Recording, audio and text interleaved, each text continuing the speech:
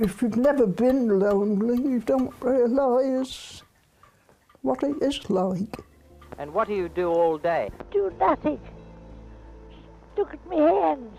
I start watching television at 4:30 until about 12 o'clock. And then I go to bed. That's all my entertainment, really. Loneliness has affected the elderly for decades.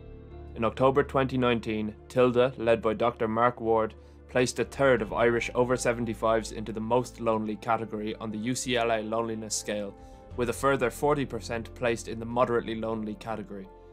I tried to get an insight into how COVID-19 affected older people living alone. We've seen that amongst a number of tenants, that their mental health, dementia, stroke, anxiety, depressions, these have all increased due to their lack of being able to just normally socialise. I just don't have visitors. Yes, it's been quite isolating. When dementia sets in, people kind of cling to touchstones, if you like their routines, like getting up, getting the paper, seeing certain people. We have one lady there. She used to go to Marks and Spencer's on Henry Street once a week, and she loved it.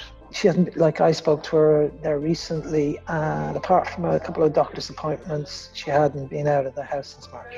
And she's 92.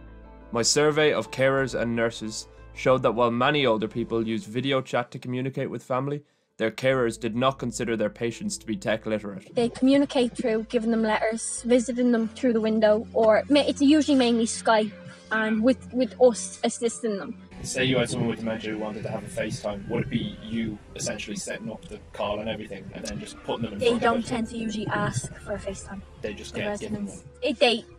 If the family call, we give.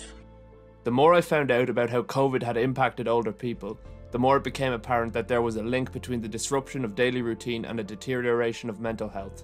I like to get out and meet people, but when that was taken away, my life was taken away, really. We have 2 or 3 tenants that I work with diagnosed mental health issues, and we've seen them all accelerate within the COVID situation. They'll forget and turn around being like, oh, why can't I go home? And you're like, you can't because there's a pandemic and we're here to look after you. My solution will use proactive measures to address the effects of isolation on the mental health of older people, unlike the reactive measures currently in place. And we have the potential, to tap into, say, pressure sensors in beds. Well, it's very resourceful if I need it.